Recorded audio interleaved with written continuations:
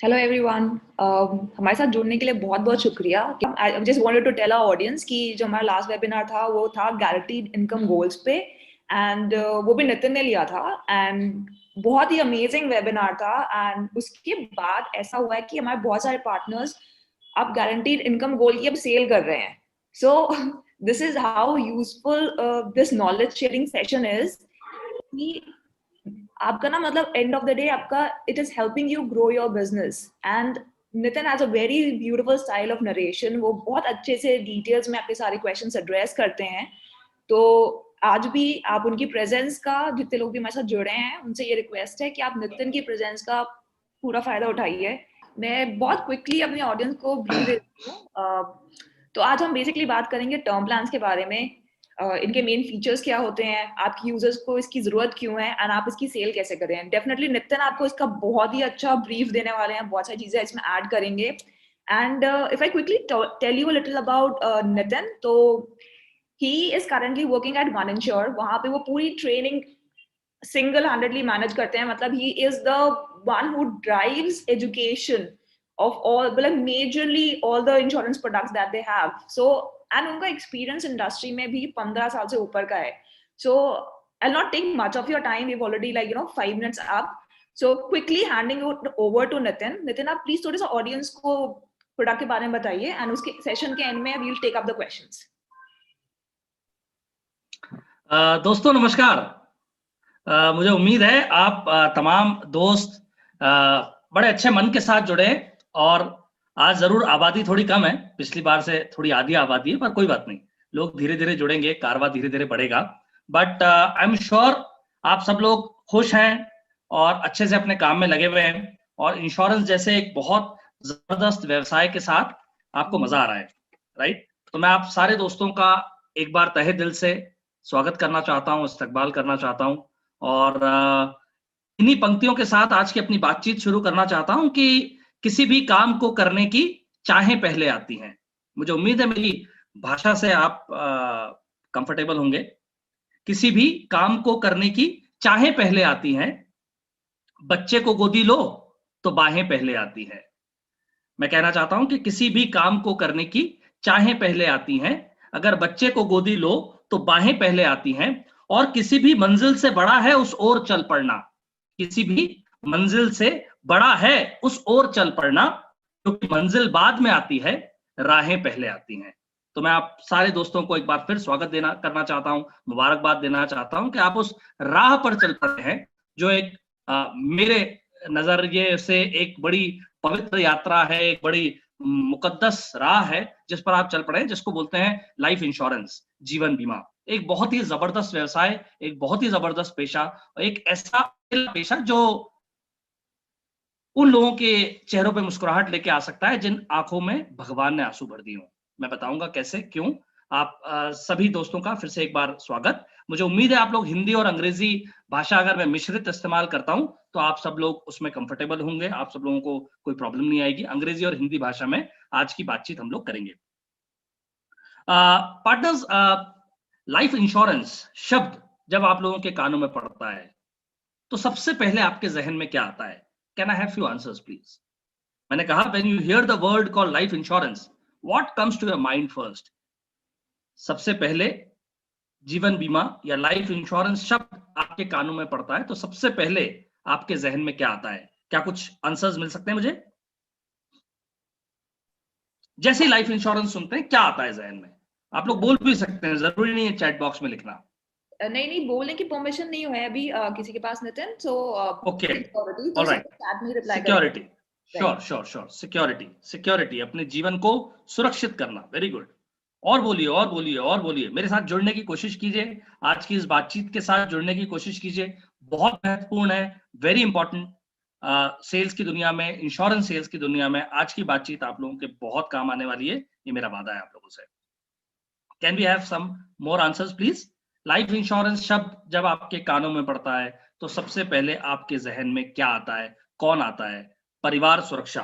कृणाल जोगानी जी का कहना है परिवार की सुरक्षा। यस यस यस, और बोलो यार, और बोलो। जैसे ही फाइनेंशियल सिक्योरिटी, जैसे ही इंश्योरेंस, जैसे ही लाइफ इंश्योरेंस शब्द आता है तो जहन में कोई उभर के आता होगा, कोई चेहरा सामने आता होगा, वो मुझे बताइए। राइट। सो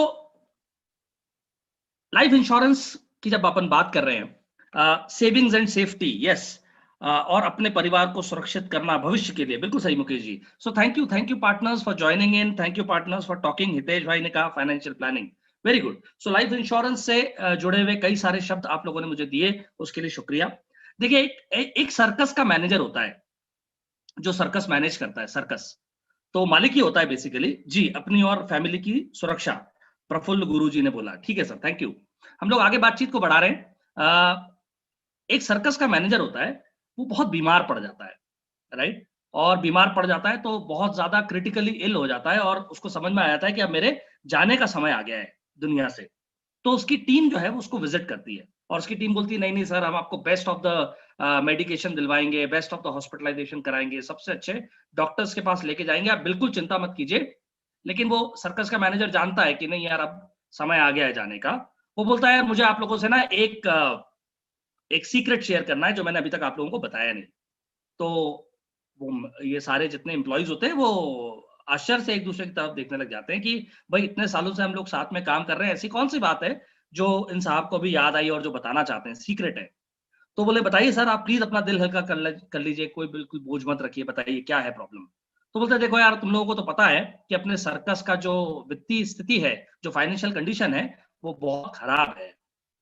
इंपॉर्टेंट बात ये नहीं है, इंपॉर्टेंट बात ये है कि तुम लोग सारा जो एक्टिविटीज करते हो, मौत का कुआं और जितनी भी डेंजरस एक्टिविटीज करते हो सर्कस में, वो ऊपर से करते हो और मैं बैकएंड पे सारी व्यवस्थाएं संभालता हूँ, सारी सिचुएशंस देखता हूँ। मैं सारे लोगों को बता देना चाहता हूँ कि जो एक सेफ्टी नेट होता है, एक सुरक्षा कवच होता है, जिसके भरोसे तुम लोग ये सारी एक्टिविटीज करते हो, उसके ना सारे धागे निकल रहे हैं और वो पिछले 8 महीने से बहुत बुरे शेप में है। I am sure safety net का मतलब आप लोग समझते हैं। सुरक्षा कवच एक जाल होता है जो हम लोगों को ऊपर से दिखता नहीं है, जो हम लोगों को ऊपर से दिखता नहीं है, वो बहुत ज्यादा उसकी हालत खराब हो रही है और ये सारे लोग चिंता में एक दूसरे की तरफ देखने लग जाते हैं कि ओ माय गॉड, हमको तो पता ही नहीं था कि सेफ्टी नेट के हाल इतने बुरे हैं। ये सर्कस का मैनेजर आगे बढ़ते हुए बोलता है कि लेकिन मेरी एक इच्छा है, तुम लोगों से एक रिक्वेस्ट है। तो बोलते हैं कि बताइए क्या रिक्वेस्ट है, क्या करना है। बोले आगे आने वाले 8-10 महीने और जब तक अपने सर्कस की फाइनेंशियल कंडीशंस ठीक नहीं हो जाती, आप लोगों को इसी सेफ्टी नेट के भरोसे काम करना पड़ेगा। क्या लगता है पार्टनर्स, लोगों ने हाँ कर दिया होगा, ना कर दिया होगा, क्या हुआ होगा? लोगों ने अ, स्वीकार कर लिया होगा उस सेफ्टी नेट के भरोसे काम करना? मुझे चैट बॉक्स में जवाब दीजिए प्लीज।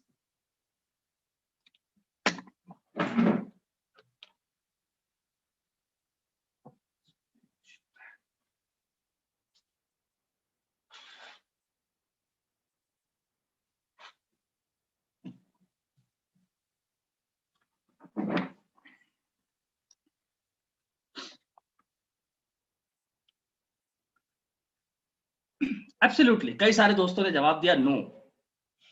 आशीष भाई कह रहे हैं नो, है ना? बिल्कुल सही कह रहे हैं आप लोग। यार जब हमें पता है कि सुरक्षा कवच के हालात खराब हैं, उसके धागे निकल रहे हैं, तो कैसे कोई ये रिस्क ले पाएगा, राइट? लेकिन हम इंसानों की जिंदगी में ऐसा ही है, हम सांसों के आने और जाने को जिंदगी मान लेते हैं, बिना ये सोचे समझे कि हमारे आसपास कोई सुरक्षा कवच है भी या नहीं, और अगर है तो कितना मजबूत सुरक्षा कवच है। ये समझना, सोचना भूल जाते हैं हम लोग। इंश्योरेंस अकेला ऐसा टूल है दुनिया में जो आपको इस बात के लिए भरोसा दिलाता है कि यदि पॉलिसी होल्डर या जिस व्यक्ति ने इंश्योरेंस लिया है उसकी अगर डेथ हो गई, तो वो पॉलिसी का जो डॉक्यूमेंट है वो अपने आप जीवित हो जाएगा और उस परिवार के लिए काम करने लग जाएगा, राइट? सो ये लाइफ इंश्योरेंस की पावर है। मैं जब अपने दोस्तों से कई बार बात करता हूं लाइफ इंश्योरेंस के बारे में, तो सबके अपने अपने विचार होते हैं। मैं आपके साथ अपने विचार बांटना चाहता हूं। लाइफ इंश्योरेंस पार्टनर्स, आप देखिए कि कहां पर सबसे इंपॉर्टेंट है life insurance.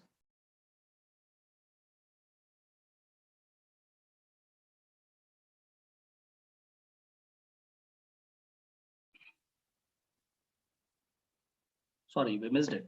Okay, so life insurance की जब भी बात होती है पार्टनर्स, हमेशा ये बात मैं बताता हूं अपने दोस्तों को कि दो तरह के डर होते हैं, दो तरह के डर होते हैं। एक होता है काया का डर और एक होता है माया का डर। काया का डर मतलब मैं नहीं रहा तो क्या होगा, और माया का डर मतलब मैं तो रहा लेकिन मेरे पास पैसा नहीं रहा तो क्या होगा, राइट। सो आज हम लोग बात करने वाले हैं किस डर की? काया के डर की। Threat of dying too soon, क्योंकि दो तरह के थ्रेट होते हैं, threat of dying too soon and threat of living too long.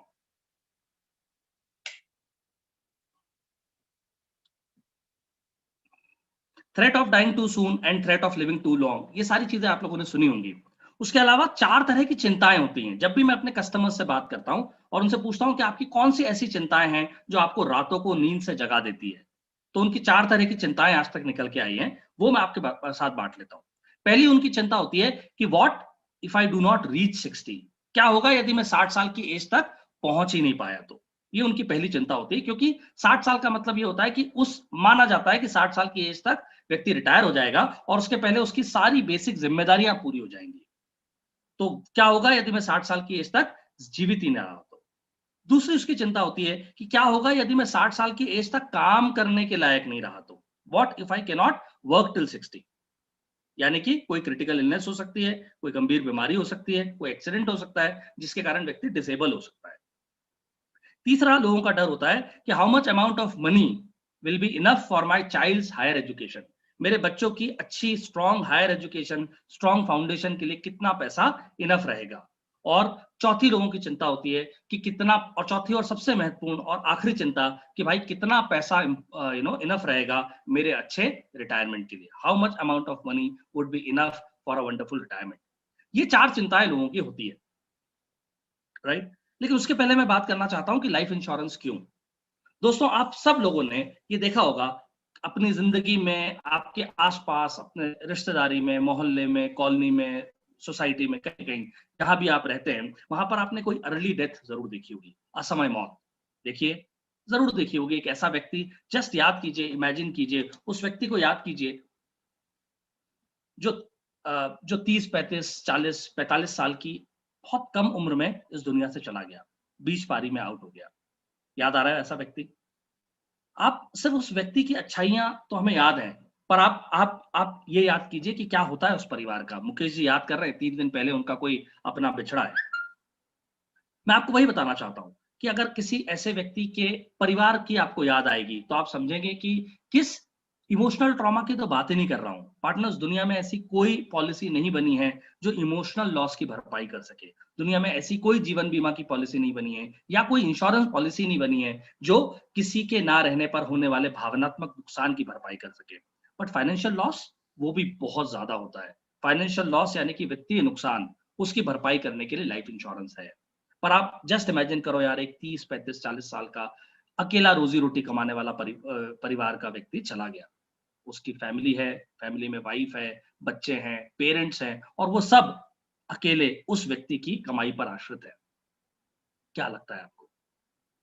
किराने वाला, बच्चे अगर स्कूल जाते हैं तो स्कूल फीस, ऑटो से जाते हैं या बस से जाते हैं तो ट्रांसपोर्टेशन फीस, बाइयां, राशन, दूध, केबल, ये सारे खर्चे बंद होने वाले हैं। पेट्रोल, टेलीफोन, क्या ये सारे खर्चे बंद होने वाले हैं? आई एम श्योर आप समझते हैं कि इनमें से एक भी खर्चे पर कोई फर्क नहीं आएगा। व्यक्ति है या नहीं है, ये खर्चे यथावत चलने वाले हैं, ये खर्चे लगातार चलने वाले हैं। आपको पता है, व्यक्ति जब है ना, जो रोजी रोटी कमाने वाला व्यक्ति जो उस बिल को पूरा करता है, उस बिल को पे करता है, जब वो व्यक्ति है तो शायद वो जो सामने किराने वाला है ना, वो डिस्काउंट भी दे देता है और महीने के महीने पैसे उसको लेने में भी कोई प्रॉब्लम नहीं होती है। लेकिन जब वो व्यक्ति चला गया तो फिर वो उधारी करना परिवार के साथ पसंद नहीं करता है, क्योंकि उसको ये डर रहता है हमेशा कि कहीं ये पैसा डूब ना जाए। अगर आपका खुद का घर है तो क्या करना होगा? ईएमआई चुकानी होगी। कार है तो उसकी ईएमआई चुकानी होगी। अगर आपने किराए पे घर ले रखा है तो यकीन मानिए दोस्तों, हो सकता है हिंदुस्तान में भी उतने बुरे हालात नहीं आए हैं अमेरिका जैसे, लेकिन फिर भी मकान मालिक आकर क्या बोलेगा कि भाभी जी, अब आप इतने बड़े घर का क्या करेंगी? एक काम कीजिए, मैं सामने 2 रूम का एक फ्लैट है, वहां पर आप शिफ्ट हो जाइए। तो ये बड़ा एक नॉर्मल सा, रूटीन सा सिचुएशन है।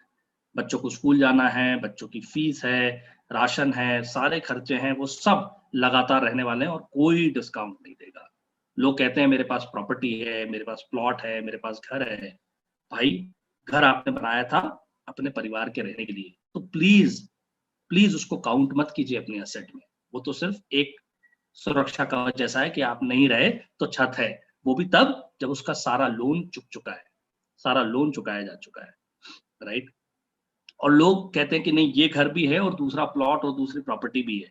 भाई साहब, मैं आप लोगों को बता देना चाहता हूं कि जिन साहब के माध्यम से आपने ये प्लॉट या घर या प्रॉपर्टी खरीदी थी ना, अब जब आपकी जरूरत पड़ी है तो वही साहब बोलेंगे कि अभी भाभी जी बाजार बड़ा मद्दा है, रिसेशन चल रहा है, और आप चाहें तो 30-40% की डिस्काउंट से अपन ये प्लॉट या प्रॉपर्टी को ठिकाने में लगा सकते हैं। क्योंकि दुनिया में, कड़वी बात कहना चाह रहा हूं दोस्तों, पर हर आदमी क्या ढूंढ रहा है? मरे का माल। ऐसा ऐसा कोई चीज मिल जाए जो आदमी फंसा हुआ हो, परेशान हो और दबाव में हमसे ये प्रॉपर्टी उसको बेचना पड़े और हम उससे सस्ते भाव में खरीद लें। पार्टनर्स, इंश्योरेंस इंडस्ट्री में अब लगभग 15 साल हो चुके हैं और मैंने अभी अपना करियर एक फुल टाइम इंश्योरेंस एडवाइजर शुरू किया था 2005 में। तब के दो बड़े महत्वपूर्ण वाक्य आपको बता देता हूं और उसके बाद फिर हम लोग आगे चलते हैं। हमारी बैच में, मैं एक प्राइवेट लाइफ इंश्योरेंस कंपनी के लिए इंश्योरेंस एजेंट था। हमारी बैच में एक हमारे मित्र होते थे, उनका नाम था संदीप शुक्ला, वो प्रॉपर्टी ब्रोकर थे और हम लोगों की लगभग 30 लोगों की बैच थी। तो एक एक उस पे टारगेट होता था कि 10 अ मंथर, जो व्यक्ति महीने की 10 पॉलिसीज करेगा उस व्यक्ति को ऑफिस हेड के हाथों से उसको पुरस्कार मिलता है और उसको बड़ी वाहवाही मिलती है। तो उस दौर में वो चीज बड़ी हम लोगों को मोटिवेट करती थी।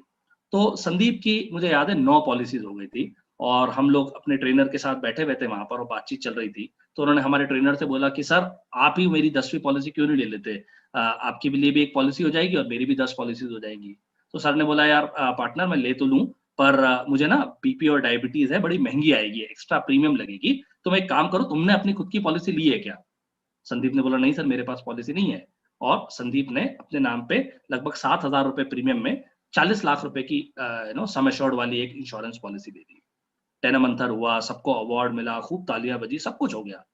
3 महीने ऐसे ही बीतते चले गए, सब लोग अपने अपने काम में, अपनी अपनी रोजमर्रा की जिंदगी में लगे रहे। एक दिन अचानक हम लोग एक एडवांस ट्रेनिंग प्रोग्राम में थे और हमारे एक और सेल्स मैनेजर दौड़ते हुए आए और ट्रेनिंग रूम का दरवाजा खटखटाया। हमारे ट्रेनर बड़े नाराज हो जाते थे जब कोई बीच ट्रेनिंग में ऐसे दरवाजा खटखटाते, पर उन्होंने दरवाजा खोला और उन्होंने देखा कि सामने जो साहब खड़े हैं उनके हाथ में एक अखबार है, दोपहर का अखबार, इवनिंग न्यूज़पेपर। और उन्होंने बोला क्या हुआ भाई, क्यों डिस्टर्ब कर रहे हो ट्रेनिंग में? बोले नहीं भाई, आपने आज का अखबार पढ़ा? बोले हाँ सुबह पढ़ के आया हूँ। बोले नहीं, शाम का अखबार पढ़ा? शाम का अखबार जब फ्रंट पेज उनको दिखाया गया, हम लोग भी तब तक बाहर उस गेट पर आ चुके थे, देखा खबर छपी थी कि प्रॉपर्टी ब्रोकर की दिन दहाड़े गोली मारकर हत्या, और फोटो छपा था हमारे मित्र संदीप शुक्ला का। हम सारे लोग बड़े डर के मारे, एकदम ऐसी आशंका में कि यार कल दोपहर में तो संदीप से मुलाकात हुई थी, आज ऐसा क्या हो गया कि संदीप की दिन दहाड़े हत्या हो गई। खैर वो बात इधर उधर हुई। फिर शाम को हम लोग सब बैठे, हमने पता लगाने की कोशिश करी कि संदीप से बोला था उसकी खुद की पॉलिसी लेने के लिए, उसने ली थी या नहीं ली थी। अपने ऑपरेशन हेड से पता लगाया तो मालूम पड़ा कि हाँ संदीप ने एक 40 लाख रुपए का सम एश्योर्ड लिया था। 7 दिन में चेक बन के आया और यकीन मानना दोस्तों, वो चेक लेकर जब हम संदीप के घर गए तो उसकी बूढ़ी माँ, जिसकी आंखें रो रो के अब पथरा चुकी थी, अब उन आंखों से आंसू नहीं निकल रहे थे, क्योंकि उनकी एक छोटी बेटी थी जिसकी शादी के लिए संदीप अपने घर के पड़ोस वाला प्लॉट बेचना चाहता था और उस क्षेत्र के गुंडों ने विवाद में, लड़ाई झगड़े में उसकी दिन दहाड़े हत्या कर दी थी। हम जब वो चेक लेके पहुंचे ना दोस्तों, तो आप यकीन मानना वो महिला जो है मेरी दादी की उम्र की होंगी। इस उम्र की महिला हमारे ब्रांच हेड और हमारे ट्रेनर के पैरों में गिर पड़ी, रोने लगी और कहने लगी कि मुझे यकीन था ईश्वर किसी न किसी रूप में हमको जरूर सहारा देगा। आज आप लोग भगवान के रूप में हमारे सामने आए हो। पार्टनर्स, आज भी वो बात, आज भी वो वाकया, आज भी वो नजारा जब आंखों के सामने आता है ना, तो रोंगटे खड़े हो जाते हैं। घबराहट से हिल जाता हूं मैं कई बार कि माय गॉड, 34 साल का संदीप शुक्ला, दिन दहाड़े जिसकी हत्या हो गई। लेकिन वो 40 लाख का चेक लेके जब हम पहुंचे ना, तो उसकी माँ तुरंत बैंक में चेक लगाने नहीं गई, अपने दीवार पे जो एक भगवान का मंदिर होता है ना छोटा सा, उस मंदिर में उस चेक को रखा और भगवान के सामने फिर रोई। पार्टनर्स, आज भी वो वाकया याद करता हूँ तो रोंगटे खड़े हो जाते हैं। मैं जब इंश्योरेंस एजेंट था तो मेरे एक मित्र थे अमित अग्रवाल, मेरे कॉलेज के मित्र थे, रोज सुबह पड़ोस में रहते थे, तो रोज सुबह मुझे उठाने आ जाते थे कि चलो नितिन भाई दौड़ने चलते हैं, और मैं रोज उनको मना कर देता था कि यार आज नहीं जाऊंगा। एक दिन जैसे सारे दोस्तों को फोन लगाते थे, सारे प्रोस्पेक्ट्स को फोन लगाते थे, मैंने अमित को फोन लगाया, अमित भाई आपके पास इंश्योरेंस है कि नहीं, अपन बात करते हैं इंश्योरेंस के बारे में। अमित ने बोला हाँ हाँ आ जाओ यार शॉप पे, इंश्योरेंस के बारे में बात करते हैं। मैं अमित के घर गया, अमित के शॉप पे गया, और वहां पर हम लोगों ने पूरा फैक्ट फाइंडिंग करा, नीड एनालिसिस करा, और उसको बताया कि भाई अमित भाई ना करे कल शाम आप घर नहीं पहुंचे होते तो आपकी फैमिली को 80 लाख रुपए की जरूरत पड़ती। एक उसका स्ट्रक्चर्ड तरीका है जिसके बारे में हम लोग आगे बात करेंगे, कैसे हम लोगों की नीड्स निकालते हैं। तो अमित को मैंने बताया कि भाई 80 लाख रुपए के लिए लगभग 8,000 रुपए की तुम्हें प्रीमियम आएगी। अमित ने बोला ठीक है यार भाई, मैं चाचा से बात करके बताता हूँ, क्योंकि चाचा और मैं सेम बिजनेस में है तो पैसे देने के पहले चाचा से पूछना पड़ता है। मैंने कहा ठीक है यार, आराम से बात कर लो, कोई इशू नहीं है। उसके बाद 2-3 दिन निकल गए, फिर मैंने अमित को फॉलोअप के लिए फोन लगाया। अमित ने बोला नहीं यार नितिन, अभी ना चाचा कह रहे हैं थोड़ा बिजनेस डाउन है तो अभी नहीं लेंगे। मैंने कहा ठीक है यार कोई बात नहीं, जब भी तेरे को अगर इंश्योरेंस के लिए प्लान करे तो मुझे एक बार जरूर याद कर लेना। और बात खत्म हो गई। 2-3 महीने गुजर गए। एक दिन अचानक अमित का फोन आया और अमित ने बोला नितिन भाई अपने को इंश्योरेंस लेना है। और यकीन मानना दोस्तों, उस दिन मुझसे गलती हो गई यार, बहुत बड़ी गलती हो गई जो जिंदगी भर याद रहेगी। मैंने इस छोटी सोच के चक्कर में कि कहीं अमित को ये ना लगे कि यार दोस्त सिर्फ दोस्त रहा ही नहीं, सिर्फ इंश्योरेंस की बात करता है, मैंने उसकी बात को टाल दिया और मैंने बोला अरे अमित भाई कभी भी ले लेंगे यार, जिंदगी पड़ी है। Which was a wrong statement partners, बहुत गलत बात बोली थी मैंने। एक इंश्योरेंस एडवाइजर को ऐसे करके किसी कस्टमर से या किसी प्रोस्पेक्ट से बात नहीं करना चाहिए कि जिंदगी पड़ी है। वो भी जानता है, लेकिन अगर कोई व्यक्ति खुद सामने होकर आया है तो उसको तुरंत अटेंड करना बहुत जरूरी था। और मैंने ये बात करके टाल दी कि उसको ये ना लगे कि मेरा दोस्त सिर्फ इंश्योरेंस एजेंट है और कुछ भी नहीं है। वो बात आई गई हो गई। एक दिन सुबह 5:30 बजे मेरे एक दोस्त है वीना श्रीवास्तव, कॉलेज के ही हमारे दोस्त, उनका फोन आया, नितिन अमित का घर देखा है? मैंने कहा हाँ भाई देखा है, पास में रहता है।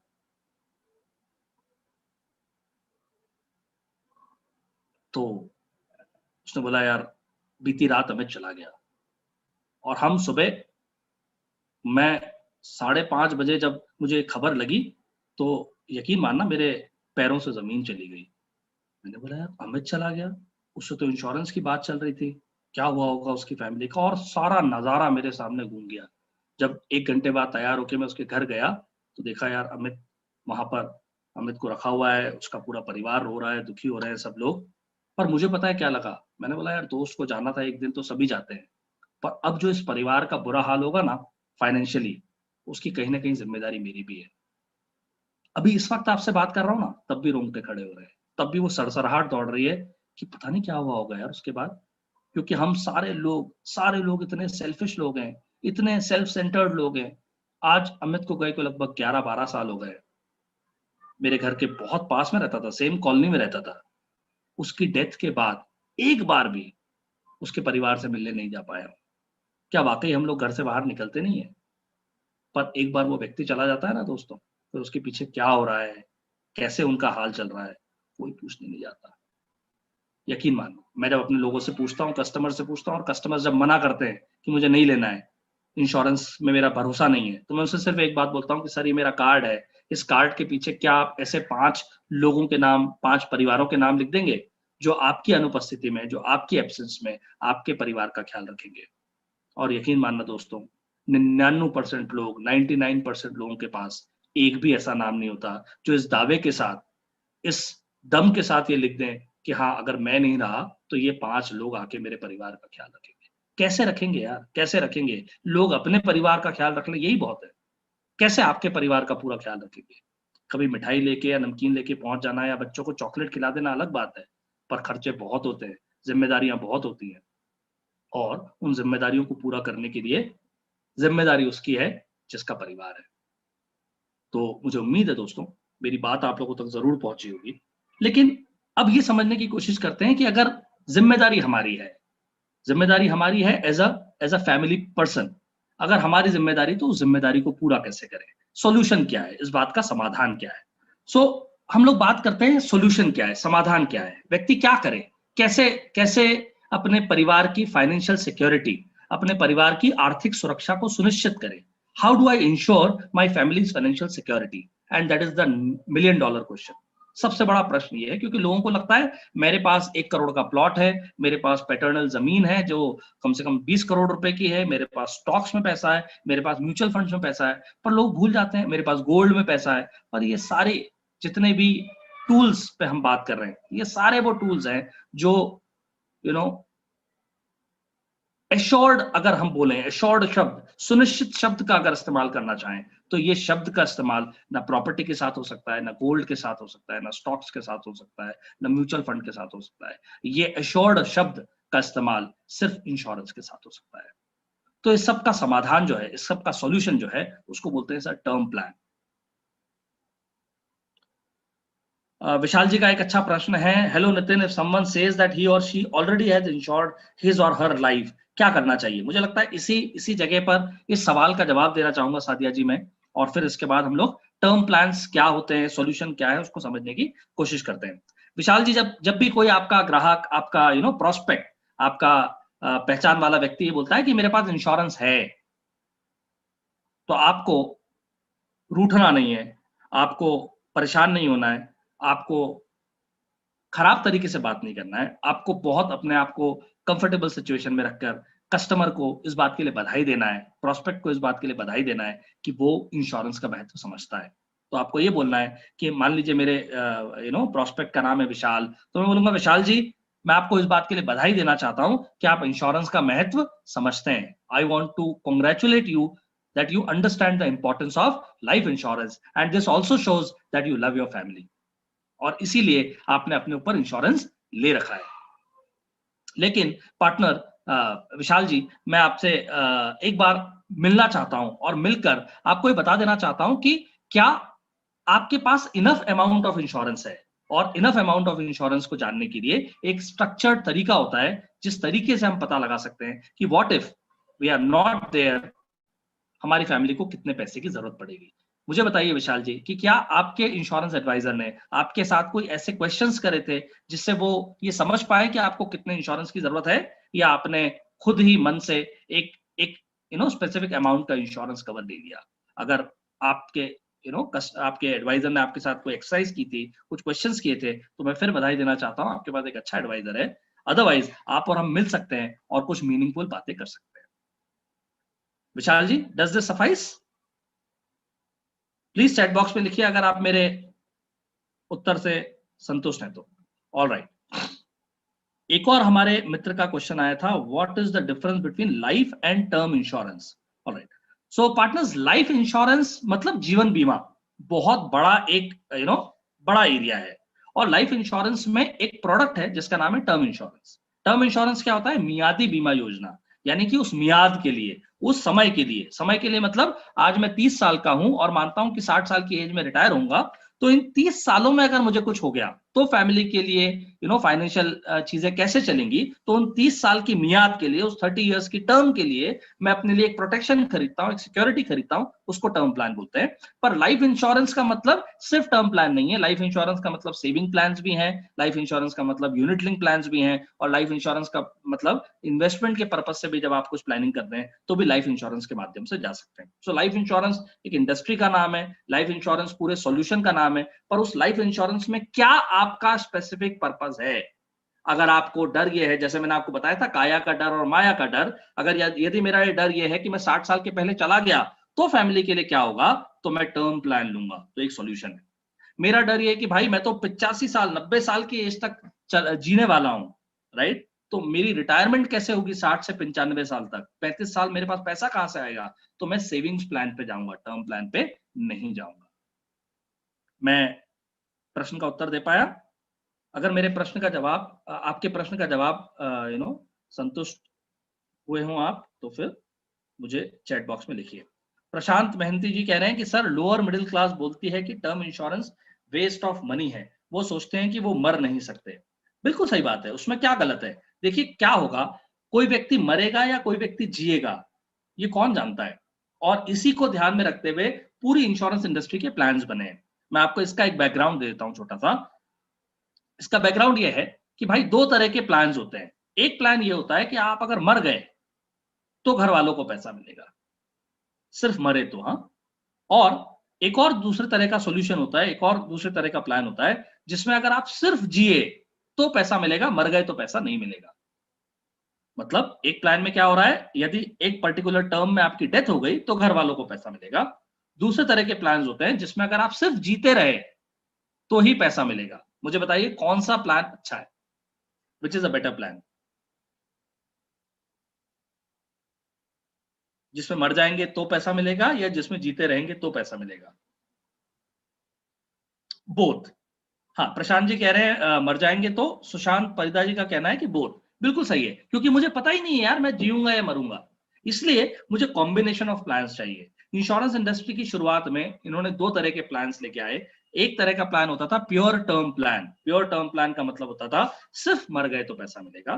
दूसरे तरह के प्लान होते थे प्योर एंडोमेंट प्लान, मतलब पूरे टर्म में, पूरे समय में जीते रहे तो ही पैसा मिलेगा। बाद में समझ में आया कि भाई ऐसा कौन बता सकता है कि मर जाएंगे या जी जाएंगे, इसलिए एक प्लान इन दोनों के कॉम्बिनेशन का बन के आया जिसका नाम है एंडोमेंट एश्योरेंस प्लान। एंडोमेंट का मतलब होता है you owe it in the end, आप उसको एंड में ओ करेंगे। किसके एंड में? या तो पॉलिसी के एंड में, या अगर आपका एंड हो गया पहले तो उसमें। तो that is why it is called endowment assurance plan. तो दोनों तरह के प्लान इंपॉर्टेंट होते हैं, राइट?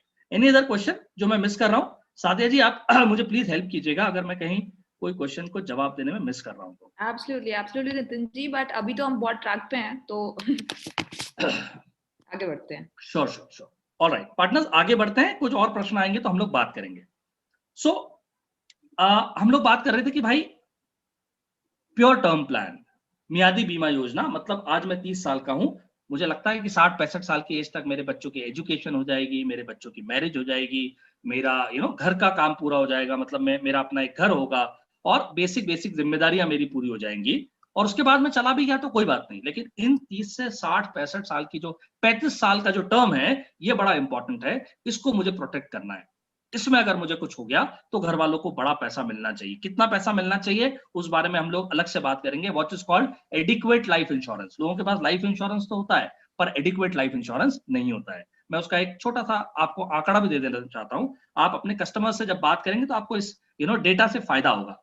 वो डेटा ये कहता है कि अगर एक व्यक्ति के पास उसके नहीं रहने पर, ध्यान से सुनिएगा मेरी बात और मुझे उम्मीद है आप लोग सुन रहे हैं, अगर एक व्यक्ति के नहीं रहने पर उसके फैमिली के पास लगभग 1 करोड़ रुपए पहुंचने चाहिए, 1 करोड़ रुपए का उसको इंतजाम करके रखना चाहिए, तो आज ऑन एन एवरेज इंडिया में लोगों के पास सिर्फ 8 लाख रुपए का एवरेज अरेंजमेंट है।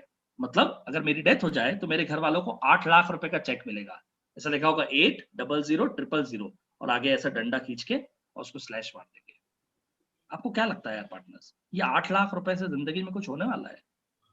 पर लोग समझते नहीं है। लोगों को क्या लगता है मेरे पास लाइफ इंश्योरेंस है, तो वो 40 का सीना चौड़ा करके बिल्कुल बाजार में घूमते हैं कि मेरे पास इंश्योरेंस है। नहीं यार पार्टनर, समझो तो सही कि आपके नहीं रहने पर कितने पैसे की जरूरत पड़ेगी। एक दिन बैठ के अपन डिस्कस तो करें। उसके बाद अगर आपको लगता है कि नहीं अभी भी जरूरत नहीं है तो कोई बात नहीं, खुदा हाफिज, शब्बा खैर। लेकिन अगर जरूरत है तो समझ तो लें कितने इंश्योरेंस की जरूरत है, ये समझना बहुत जरूरी है।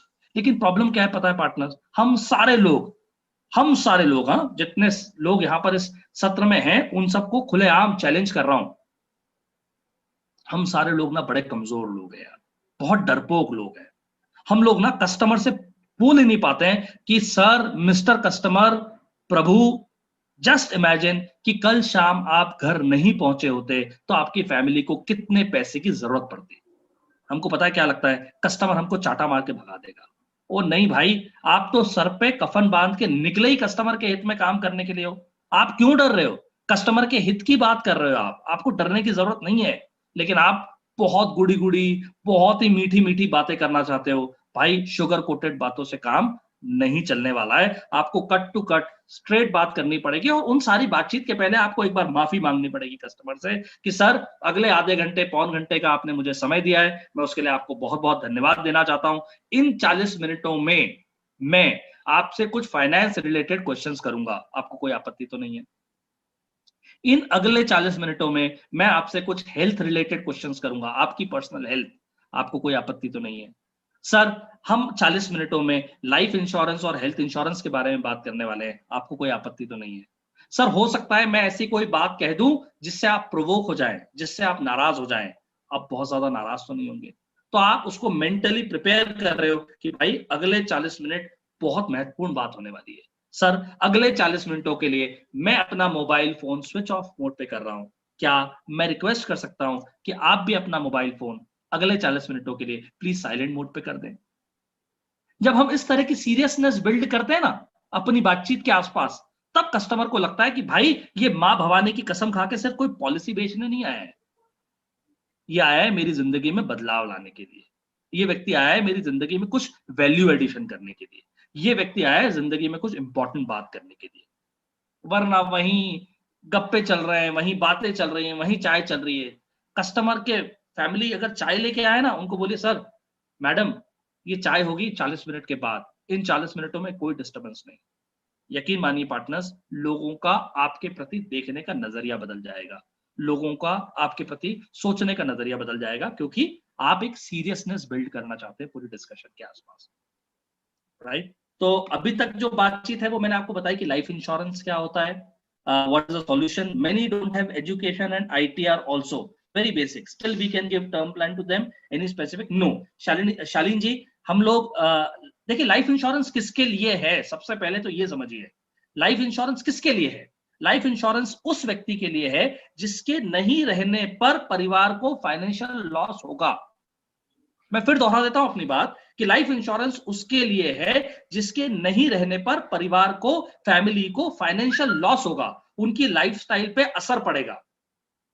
उस व्यक्ति के जीते जी ही जब कोई लाइफस्टाइल में चेंज नहीं आ रहा है, वो व्यक्ति जीते जी ही जब कोई कंट्रीब्यूशन नहीं कर रहा है, तो उसके लिए टर्म प्लान या उसके लिए इंश्योरेंस लेना प्रैक्टिकल नहीं है।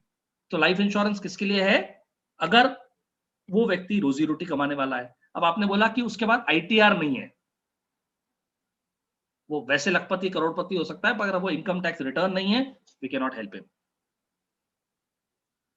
उम्मीद है मेरी बात आप लोगों तक पहुंची होगी। तो हमें किस तरह के लोग ढूंढना है, इस बारे में भी अगला जब सेल्स का सेशन होगा उसके बारे में बात करूंगा, लेकिन आज चूंकि बात निकल के आई है तो मैं आप लोगों को बता देना चाहता हूं भाई, 4 इसके पैरामीटर हैं, 4 पैरामीटर हैं। SORT, आप चाहें तो लिख लें, मैं उम्मीद करता हूं आप लोग कॉपी और पेन लेके बैठे। SORT, इस पैरामीटर पे अगर लोगों को ढूंढेंगे, प्रोस्पेक्टिंग करेंगे, तो आपके कन्वर्जन की संभावना ज्यादा है। एस का मतलब होता है सक्सेसफुल एंड हैज मनी, ऐसा व्यक्ति जो सफल है और जिसके पास पैसा है, वो आपका अच्छा प्रोस्पेक्ट है। सफल है और जिसके पास पैसा है, क्योंकि वो आदमी इस बात की सीरियसनेस को समझेगा। O stands for opportunity to meet exist, बहुत बड़े आदमी का नाम है उसमें, लेकिन वो आदमी आपसे मिलने का वो अवसर ही नहीं दे रहा है, तो ऐसे व्यक्ति का प्रोस्पेक्ट लिस्ट में नाम रखने से फायदा नहीं है, क्योंकि वो उससे आप मिल ही नहीं सकते, उससे उसको उसका नाम मालूम है आपको, उससे कोई फायदा नहीं होगा। सो आपके पास अपॉर्चुनिटी होना चाहिए कि अगर आप उसको फोन लगाएंगे खुद किसी रेफरेंस से, तो व्यक्ति बोलेगा हाँ हाँ आइए परसों अपन मिलते हैं, 30 मिनट के लिए अपन बात कर सकते हैं। R stands for requirement of your product might exist, आपके प्रोडक्ट की रिक्वायरमेंट हो सकती है उस व्यक्ति को। कैसे व्यक्ति को होती है? ऐसे लोग जो 28 से 48 साल की उम्र के हैं। इंश्योरेंस इंडस्ट्री का डेटा अगर आप पिक करेंगे तो आप पाएंगे कि 90% पॉलिसीज उन लोगों ने ली है जो 28 से 48 की एज ग्रुप के हैं। So people between the age of 28 to 48, married, having kids, ये ऐसे लोगों को अगर आप सबसे पहले अप्रोच करेंगे तो कन्वर्जन होने की संभावना ज्यादा है। मैं ऐसा बिल्कुल नहीं कह रहा हूं कि 65 साल के लोग इंश्योरेंस नहीं लेते हैं, मैं ऐसा बिल्कुल नहीं कह रहा हूं कि 20 साल के लोग इंश्योरेंस नहीं लेते हैं, सब लेते हैं। पर आइडियल कैंडिडेचर आपका जो होना चाहिए, आइडियल जो प्रोस्पेक्ट होना चाहिए, उसकी एज होनी चाहिए 28 से 48 के बीच में, क्योंकि वो व्यक्ति विवाहित है, उसके बच्चे हैं, उसके ऊपर जिम्मेदारियां हैं, और वो इस बात की गंभीरता को समझता है कि ईश्वर ना करे कल शाम वो घर नहीं पहुंचा होता तो उसकी फैमिली को कितने पैसे की जरूरत पड़ती है। और एक और इंपॉर्टेंट बात कि अगर वो 80 साल तक, 85 साल तक, 90 साल तक जीता रहा तो भी उसको अपने रिटायरमेंट को फंड करने के लिए पैसे की जरूरत पड़ेगी, बच्चों की एजुकेशन के लिए जरूरत पड़ेगी, बच्चों की शादी के लिए जरूरत पड़ेगी, और ये सारे प्लान, सेविंग प्लान्स इंश्योरेंस में अवेलेबल है। पर आज हम बात किस बारे में कर रहे हैं कि अगर वो व्यक्ति घर नहीं पहुंचा, कल सवेरे बिस्तर से नहीं जागा तो परिवार को कितने पैसे की जरूरत पड़ने वाली है? ये एक बड़ा इंपॉर्टेंट, बहुत ही महत्वपूर्ण प्रश्न है। मेरी बात पहुंच रही है आप लोगों तक? मुझे उम्मीद है पहुंच रही है, राइट? सो हम लोग टर्म प्लान्स क्या होते हैं उसके कॉन्सेप्ट पे बात कर लेते हैं। सो टर्म प्लान क्या होता है ये मैं आपको तेजी से इस टॉपिक पे लेके चल रहा हूं। मुझे उम्मीद है स्क्रीन आप लोगों को दिख रही है। Understand term insurance.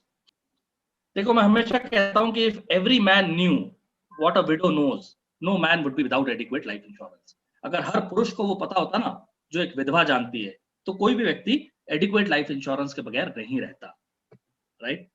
If you love your family truly, buy adequate life insurance today. Life insurance is not for you, it's for your family. Do you really love your family? अगर आप अपने परिवार को प्यार करते हैं, लाइफ इंश्योरेंस आज ही खरीदिए। Life insurance policy document is lying dead in your locker with a promise that God forbid if the policyholder dies, policy document gets alive on its own and ensures that the family of the policyholder is able to maintain the same lifestyle. Life insurance का जो policy document होता है वो मृत अवस्था में आपके locker में पड़ा रहता है, इस वादे के साथ, इस प्रॉमिस के साथ कि ईश्वर ना करे अगर पॉलिसी होल्डर स्वयं अगर मृत्यु को प्राप्त हो गया तो पॉलिसी डॉक्यूमेंट अपने आप जीवित हो जाएगा और इंश्योर करेगा कि पॉलिसी होल्डर की फैमिली सेम लाइफस्टाइल को मेंटेन कर पाए। ये पावर है लाइफ इंश्योरेंस की। टर्म लाइफ इंश्योरेंस क्या होता है पार्टनर्स, ये देख लेते हैं। Term life insurance is the purest and most cost effective form of life insurance. This type of life insurance provides financial protection to the nominee in case policy holder dies during policy term. उस policy term के दौरान अगर policy holder की death हो गई तो family को financial protection देने का जो काम है वो टर्म लाइफ इंश्योरेंस से होता है। Term insurance policies provide high life cover at lower premiums. बहुत कम प्रीमियम्स में आपको एक बहुत बड़ा कवरेज टर्म प्लान के माध्यम से मिलता है। क्यों चाहिए? क्योंकि आपकी फैमिली आप पे डिपेंड करती है, ये मैं बता चुका हूं। बच्चों की एजुकेशन, फैमिली की मंथली एक्सपेंसेस, ये सारी चीजें डिपेंड करती हैं आपके ऊपर। आपके असेट्स को प्रोटेक्शन चाहिए, योर असेट्स नीड प्रोटेक्शन। तो आपने अगर घर लिया है और आपने कार ली है और अगर आपकी डेथ बीच में हो जाती है तो वो पैसा कैसे चुकाया जाएगा? अगर आपने उसके अगेंस्ट इंश्योरेंस लिया है तो वो प्रोटेक्टेड रह सकता है। लाइफस्टाइल की रिस्क बहुत बढ़ती जा रही है और लाइफस्टाइल की रिस्क साथ में होने के कारण क्रिटिकल इलनेस और कैंसर और हार्ट अटैक जैसी चीजों का भी आपको कवरेज इन टर्म प्लान्स के साथ मिल जाता है। किसको लेना चाहिए term plan? Who should buy term insurance policy? हर व्यक्ति जिसके ऊपर फाइनेंशियल डिपेंडेंट्स हैं उसको इंश्योरेंस लेना चाहिए, उसको टर्म प्लान लेना चाहिए। दिस इंक्लूड्स यंग प्रोफेशनल्स जिनके डिपेंडेंट पेरेंट्स हैं, married couples, parents, businessman, self employed, SIP investors और इवन कुछ केसेस में रिटायरीज को भी अपने ऊपर टर्म प्लान लेना चाहिए। मैं आप लोगों को बता देना चाहता हूं कि लाइफ इंश्योरेंस प्रीमियम्स जो होती हैं उसमें सेक्शन 80C में आप जो प्रीमियम पे करते हैं that is deductible from your taxable income, और जो क्लेम मिलता है टर्म प्लान का भी वो भी under section 1010D of income tax act tax से मुक्त होता है। तो हर इंडिविजुअल जिसको प्रोटेक्शन चाहिए, टैक्स सेविंग चाहिए और कम प्रीमियम में एक बड़ा कवरेज चाहिए उसको टर्म प्लान लेना चाहिए। तो ये टर्म इंश्योरेंस के बेनिफिट्स हैं। High life insurance amount at affordable premiums, cover against critical illness and support in case of disability. कितना इंश्योरेंस कवर होना चाहिए उसका एक सिंपल सा तरीका है जिसको बोलते हैं ह्यूमन लाइफ वैल्यू कैलकुलेट करना। तो भाई आगे आने वाले, आज मैं 40 साल का हूं, मैं प्लान कर रहा हूं कि 65 साल की एज में रिटायर होऊंगा, अगले 25 सालों में मेरी कौन कौन सी जिम्मेदारियां हैं उसको मुझे लिखना पड़ेगा। तो रोजमर्रा के खर्चे मतलब अगर 40,000 रुपए मेरा राशन का, घर का, ये सारी चीजों का बिल है तो 40,000 रुपए हर महीने, मतलब 40 × 12, 4,80,000 रुपए तो हर साल चाहिए। प्लान क्या चल रहा है? God forbid if I am not there tomorrow, तो 5 लाख रुपए इंटू नेक्स्ट 20 ईयर्स, 1 करोड़ रुपए ये चाहिए, राइट? उसके अलावा बच्चों की एजुकेशन के लिए जो पैसा आगे लगने वाला है, बच्चों की मैरिज के लिए जो पैसा लगने वाला है, उसके अलावा मेरे ऊपर जो लोन्स हैं वो सारी चीजें प्रोटेक्ट होना चाहिए। इसमें से नेचुरली जब आप करते हैं तो उसमें से माइनस कर लेते हैं जो अरेंजमेंट कस्टमर ने किया हुआ है। ये पूरी एक्सरसाइज कैसे की जाती है, इसके लिए हमें अलग से बैठना पड़ेगा, अलग से मिलना पड़ेगा। आज मैं सिर्फ कंसेप्ट की बात कर रहा हूं कि ये सारी चीजें ह्यूमन लाइफ वैल्यू में कैलकुलेट की जाती है। टेन्योर कितना होना चाहिए, टर्म कितना होना चाहिए, पीरियड कितना होना चाहिए? तो भाई ये समझ लो कि 5 इयर्स से लेके 40 इयर्स के टर्म तक का लाइफ इंश्योरेंस कंपनीज कवरेज देती हैं। आपके ऊपर डिपेंड करता है कि अगर आपके बच्चों की एजुकेशन 10 साल में खत्म होने वाली है और उनकी एजुकेशन में लगभग आपको लगता है 40 लाख रुपए की जरूरत पड़ने वाली है, वो 40 लाख रुपए का प्रोटेक्शन चाहिए, तो एक 40 लाख रुपए का टर्म प्लान आप 10 साल के लिए ले लीजिए, राइट? आपकी अगर रिक्वायरमेंट ये है कि भाई मेरी रिटायरमेंट में अभी 20 साल है, लेकिन अगर इस 20 सालों के बीच में मुझे कुछ हो गया और अब 50 लाख रुपए मुझे रिटायरमेंट के लिए चाहिए, तो फिर एक 50 लाख रुपए का टर्म प्लान आपका 20 साल के लिए होना चाहिए, ताकि आपकी प्रीमियम उस हिसाब से कम आती है। जैसे ही बच्चों की एजुकेशन खत्म हुई, आप अपना टर्म प्लान, वो जो बच्चों के एजुकेशन के लिए प्लान किया था, वो बंद कर सकते हैं, and you can save your premiums as well. Generally लोग क्या करते हैं कि आज से लेके पूरे 99 तक का एक बड़ा टर्म प्लान ले लेते हैं, विच इज रिस्की, क्योंकि अगर एक ही टर्म प्लान किसी कारण आपको बंद करना पड़ा तो पूरा प्रोटेक्शन आपके ऊपर से चला गया। That is the wrong way of doing it. So term plans में अपन लोग जो ऑफर कर सकते हैं वो टाटा का है, आईसीआईसीआई प्रूडेंशियल का आई प्रोटेक्ट स्मार्ट है, एचडीएफसी लाइफ का क्लिक टू प्रोटेक्ट है, एगॉन का आई टर्म है, और बजाज का स्मार्ट प्रोटेक्ट गोल्ड प्लान है। लेकिन आज हम लोग प्लान्स के बारे में बात नहीं कर रहे हैं, आज हम लोग कंसेप्ट पे बात कर रहे हैं। मैं आप लोगों को एक और चीज बड़ी इंपॉर्टेंट बता देना चाहता हूँ कि how to plan a term plan, जिसपे स्ट्रक्चर तरीके से हम लोग अगली बार बात करेंगे, बट जस्ट अंडरस्टैंडिंग के लिए कि what all things are considered in this, right. आप लोग हैं सब मेरे साथ? सो ये अपन बात कर चुके हैं कि बड़ी पॉकेट फ्रेंडली प्रीमियम्स होती है टर्म प्लान्स में, और आपके एब्सेंस में फैमिली के लिए बड़ा इंपॉर्टेंट है। लेकिन एक इंपॉर्टेंट बात ये समझने की है, if anyone is married here, he would understand. However, can your wife handle the 1 crore payout, or would she prefer 1 lakh per month for the next 10 years? क्या आपकी वाइफ 1 करोड़ रुपए एक साथ उनको चेक मिल जाएगा वो हैंडल कर पाएंगी, या ज्यादा बेहतर ये होगा कि हम उनको 1-1 लाख रुपए पर मंथ अगले 10 सालों तक पहुंचाते रहे? क्योंकि आपके नहीं रहने पर ऑलरेडी वो बहुत मेंटली या इमोशनली उनको धक्का लगा है, और अब आप एक और स्ट्रेस उनको देना चाहते हैं कि भाई अब इस 1 करोड़ रुपए का जो मैं लाइफ इंश्योरेंस करवा के गया था वो तुम्हारे पास चेक पहुंच गया है, अब उस 1 करोड़ से 1 लाख रुपए पर मंथ कैसे बनाना है, वो हर किसी को आता नहीं है। माफ कीजिएगा, मैं महिलाओं के लिए ऐसा कुछ नहीं बोल रहा हूं कि उनको फाइनेंसेस आते नहीं है, बट मोस्टली 99% घरों में महिलाएं इस बात के लिए हैबिचुएटेड नहीं होती हैं। महिलाएं फाइनेंसेस उतना हैंडल नहीं करती हैं, तो हस्बैंड्स करते हैं। अगर हस्बैंड्स करते हैं तो उनको इस बात का ख्याल रखना चाहिए कि एक और स्ट्रेस 1 करोड़ रुपए का चेक देने की बजाय ऐसा कुछ करें कि इनकम जनरेटिंग टर्म प्लान जिनको बोलते हैं, कि भाई 1 लाख रुपए, 1.5 लाख रुपए, जो भी पैसा आप घर लेके जा रहे हो, उतना पैसा आगे आने वाले 10 साल या 15 साल तक आता रहेगा, वो ज्यादा बेहतर तरीका है। आप अपने कस्टमर से पूछ सकते हैं आप क्या चाहते हैं, दोनों की प्राइसिंग में कोई डिफरेंस नहीं है।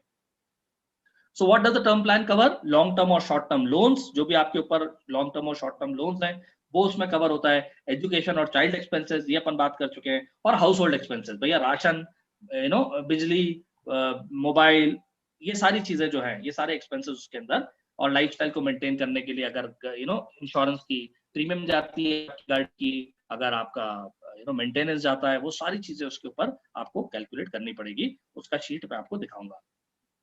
So type of term plan available, कौन कौन से टाइप के टर्म प्लान अवेलेबल हैं? लमसम डेथ कवर एक तो अवेलेबल है कि भैया डेथ हो गई और एक साथ 2 करोड़ रुपए घर पहुंच गए, ये तो एक है ही। दूसरा क्या तरीका है? मंथली इनकम डेथ कवर, कि हर महीने लाख रुपए जाते रहेंगे आपके घर 10 साल तक या 15 साल तक। और दूसरा कि भाई आपने 1 करोड़ का टर्म प्लान लिया, 40 लाख रुपए लमसम मिल गए, और बचा हुआ जो 60 लाख रुपए है वो मंथली इनकम के तौर पे आपकी रिक्वायरमेंट को पूरा करने के लिए घर आता रहे। क्योंकि भाई को 3,000 रुपए देना है तो वो 3,000 रुपए ही देना है, वो 1 करोड़ के चेक में से कैसे देंगे? तो इसलिए हर महीने इनकम पहुंचना बहुत जरूरी है।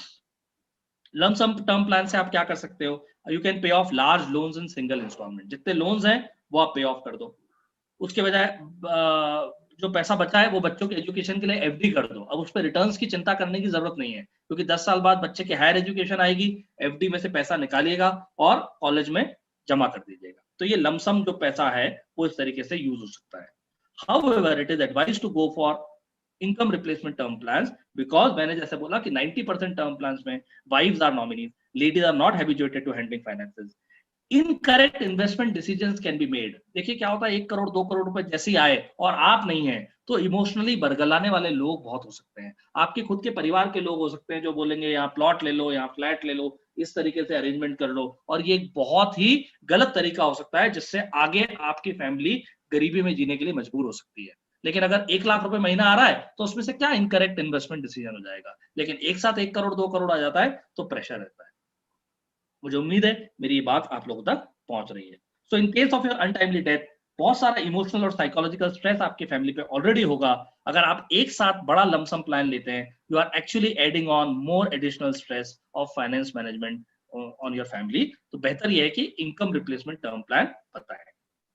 ये कुछ कंपैरिजन एग्जांपल है, देख लीजिए भाई। एक 45 साल का व्यक्ति है, आईसीआईसीआई और एचडीएफसी का अपन ने कंपेयर किया है। 45 इयर्स का व्यक्ति अगर 35 साल का पॉलिसी टर्म लेता है और सिर्फ 10 साल प्रीमियम पे करता है तो उसको इतनी प्रीमियम पे करना है। मुझे उम्मीद आप लोगों को समझ में आ रहा है। अगर 10 साल तक 1 लाख रुपए चाहिए, ऐसी कोई प्लान चाहिए, तो 1 लाख रुपए की प्रीमियम 10 साल पे कीजिए। जब भी डेथ होती है 1 लाख रुपए की इनकम आएगी 10 सालों के लिए। 3 लाख रुपए की इनकम, कुछ लोगों को ज्यादा पैसे चाहिए होते हैं, अगर 3 लाख रुपए की इनकम चाहिए तो 2,17,000 रुपए की प्रीमियम आएगी। 5 लाख रुपए की इनकम चाहिए तो 3,47,000 रुपए की प्रीमियम आएगी। अगर किसी व्यक्ति को 5 करोड़ लमसम चाहिए और 5 लाख की इनकम चाहिए 10 सालों के लिए, तो 6,88,303 10 सालों तक पे करना है। और he is covered for another 35 years, मतलब 45 से 35 कितना हुआ, 80 इयर्स की उसकी एज तक वो कवर्ड है। इन 45 से 80 साल की एज के बीच में कभी भी कुछ हो गया तो ये पैसा कस्टमर को मिल जाएगा।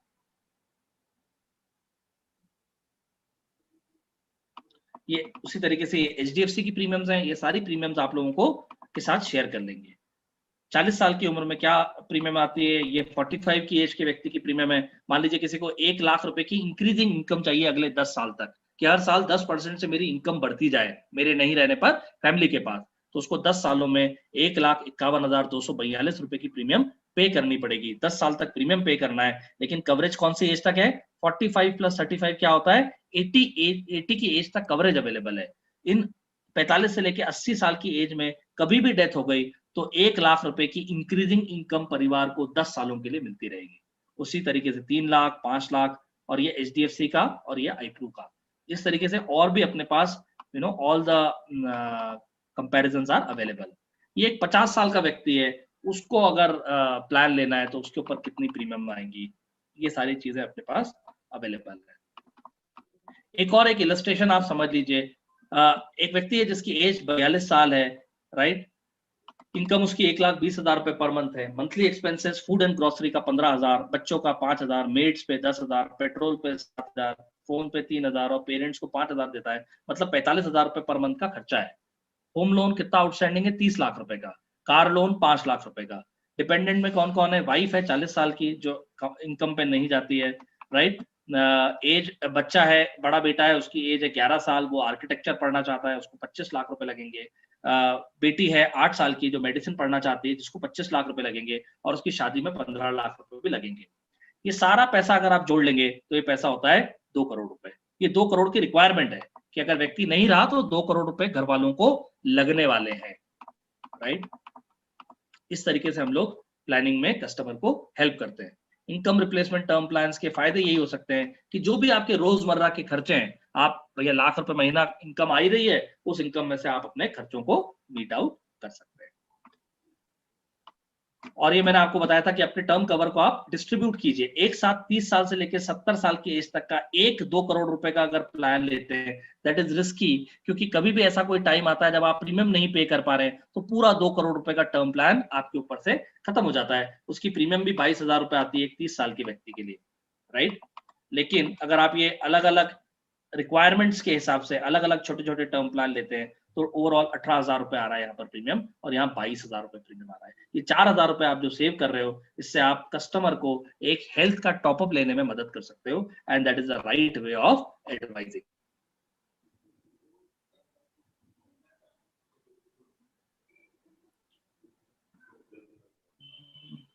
मैं एक आखिरी एनालिसिस शीट और आपको बता देता हूं।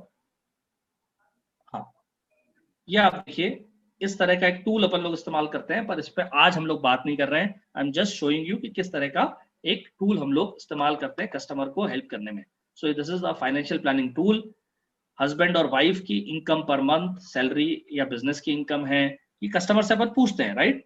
रेंट की कोई इनकम है क्या, पेंशन की कोई इनकम है क्या, इन्वेस्टमेंट इनकम है क्या, और फिर हम लोग पूछते हैं आपके घर का ईएमआई कितना है, रेंट कितना है, स्कूल फीस, बस fees, crash fees, made, milk, gas, groceries, clothing, medicine, electricity bill, society charges, telephone, Tata sky, newspaper, fuel, laundry, credit card, mobile, travelling, vehicle maintenance, house maintenance, ये सारे खर्चों को अपन लोग जोड़ लेते हैं। बिकॉज कस्टमर जनरली जब हम पूछते हैं तो कई बार वो कुछ खर्चों को इंक्लूड करना भूल जाता है, तो अपनी अपनी ये जिम्मेदारी है कि अपन उसको सारे खर्चों के बारे में याद दिलाएं एंड वी अंडरस्टैंड कि उसका टोटल मंथली एक्सपेंस कितना है, regular how much he is saving, what is his disposable income, और उसके बाद देन वी टॉक अबाउट कि आपके असेट्स क्या है, आज आपके पास कैश कितना है, बैंक अकाउंट में कितना है, एफडी में कितना है, लाइफ इंश्योरेंस की पॉलिसी जब सरेंडर हो जाएगी आपके नहीं रहने पर तो कितना उसकी वैल्यू क्या है, आपने अगर कोई पेंशन प्लान लिया है उसकी वैल्यू क्या है, म्यूचुअल फंड, स्टॉक्स, बॉन्ड्स, ये सारा एडवाइजर के तौर पे आपको कस्टमर को मदद करनी पड़ेगी कि भाई आप तो जस्ट इमेजिन करो यू आर नॉट देयर और आपकी फैमिली कुछ बेचने जाती है तो उसकी आज क्या क्या वैल्यू है, उसको असेट्स को आपको इंक्लूड कराना पड़ेगा, जो लाइबिलिटीज हैं, क्रेडिट कार्ड पे कुछ आउटस्टैंडिंग है क्या, पर्सनल लोन देना है क्या, हाउसिंग लोन देना है क्या, दूसरे दूसरे दूसरे लोन्स कुछ हैं क्या, टैक्सेस ड्यू हैं क्या, ये सारी चीजें आपको लाइबिलिटीज के तौर पे उसकी समझना है, और उसके बाद फैमिली डिटेल्स लेकर and then we help him understand कि कितने इंश्योरेंस की उसको जरूरत है और कौन सा प्लान उसके लिए सूटेबल रहेगा। राइट पार्टनर्स, तो मुझे उम्मीद है ये बात आप लोगों तक पहुंची और आप लोगों को समझ में भी आई। तो this is what I wanted to share with all of you कि इस तरीके से अपन लोग टर्म प्लान के बारे में कस्टमर से बात कर सकते हैं। अभी क्या हो रहा है, टर्म प्लान का कमोडिफिकेशन हो गया है, लोग फोन लगा के बोलते हैं कि सर टर्म प्लान चाहिए क्या। भाई मुझे माफ करना, अपन भिंडी लौकी गिलकी नहीं बेच रहे हैं, अपन लोग एक बहुत इंपॉर्टेंट प्रोडक्ट बेच रहे हैं। एक भी गलत अगर कस्टमर ने डिसीजन लिया तो उसको आगे आने वाली जिंदगी में लॉस हो सकता है। तो अपने को बैठ के as a financial advisor customer के साथ 40 मिनट का समय निकाल के will have to add value and will have to talk कि भैया आपके आने वाली लाइफ में कितने पैसों की जरूरत पड़ेगी और वो पैसा आएगा कैसे। तो यही बातचीत मैं आप लोगों से करना चाह रहा था टर्म प्लान के बारे में। उसके अलावा ना बहुत सारी बातें हैं, जैसे फाइनेंशियल पिरामिड एक चीज होती है जिसके बारे में हम अगले सत्र में बात कर सकते हैं, क्योंकि कस्टमर को क्या लगता है इंश्योरेंस हम बाद में ले लेंगे, अभी हमारे पास स्टॉक मार्केट में पैसा है, गोल्ड में पैसा है, म्यूचुअल फंड में पैसा है, एफडीज में पैसा है, बट ये सारी ना फाइनेंशियल पिरामिड का बेस नहीं है। अगर किसी भी फाइनेंशियल पिरामिड का बेस देखेंगे तो वो लाइफ इंश्योरेंस और हेल्थ इंश्योरेंस होता है। अगर आपके पास लाइफ इंश्योरेंस और हेल्थ इंश्योरेंस है तो उस पिरामिड के ऊपर फिर आप बिल्ड करते जाइए और कहीं कहीं पैसे लगाते जाइए। लेकिन जब तक आपका लाइफ इंश्योरेंस और हेल्थ इंश्योरेंस इनफ नहीं है, don't take another risk, that is not the right way of planning your finances. ये आपको अपने कस्टमर्स को बताना पड़ेगा। Right right. नितिन जी थोड़े से क्वेश्चंस ले लेते हैं एंड यस हाँ, प्रशांत जी का सवाल है कि कोई राइडर चाहिए होता है प्लान, टर्म प्लान के ऊपर? राइडर चाहिए होता है नहीं, राइडर अवेलेबल होता है। राइडर क्या होता है, rider is basically term plan के साथ आप कोई एक्स्ट्रा बेनिफिट और खरीदना चाहते हैं, जैसे क्रिटिकल इलनेस खरीदना चाहते हैं या एक्सीडेंटल डेथ बेनिफिट का राइडर लेना चाहते हैं, तो वो राइडर्स अवेलेबल होते हैं टर्म प्लान्स में, एक छोटी सी और एक्स्ट्रा प्रीमियम चार्ज होती है। तो एक और सवाल है, राहुल जी ने पूछा है, वो पूछ रहे हैं कि लाइफ इंश्योरेंस प्लान पोर्ट कैसे कर सकते हैं? नहीं, पोर्टिंग वाला कंसेप्ट जो है वो हेल्थ इंश्योरेंस में है। अभी लाइफ इंश्योरेंस में ये है कि अगर आपके पास ऑलरेडी कहीं किसी कंपनी से आपने 50 लाख रुपए का टर्म प्लान लिया हुआ है तो आप दूसरी कंपनी के पास जाके और एक्स्ट्रा टर्म प्लान मांग सकते हैं। उसमें आपको principle of utmost good faith का ख्याल रखना पड़ेगा। कंपनी पूछती है आपसे कि भाई आपके पास ऑलरेडी इंश्योरेंस है, अगर है तो आपको बताना है कि आपके पास इंश्योरेंस है और कितने सम एश्योर्ड का है और कौन सी कंपनी से है। उसका कारण यह है कि ये पॉसिबल नहीं है कि आप अपने नहीं रहने पर होने वाले जो लाइफस्टाइल का लॉस होगा या फाइनेंशियल लॉस होगा उससे ज्यादा का इंश्योरेंस ले लें। जितना आप कमा रहे हैं उसका एक निश्चित टाइम्स, 10 टाइम्स, 20 टाइम्स, 30 टाइम्स तक का ही इंश्योरेंस ले सकते हैं। आपके पास पैसा है भी तब भी आप 100 टाइम्स का इंश्योरेंस इसलिए नहीं ले सकते क्योंकि उसमें फिर मॉरल हजार्ड की चिंता है। मॉरल हजार्ड की चिंता है मतलब कोई व्यक्ति बड़ा इंश्योरेंस ले ले अपने ऊपर और सुसाइड कर ले, which is not allowed, which is not right. तो इंश्योरेंस का पर्पस वो नहीं है।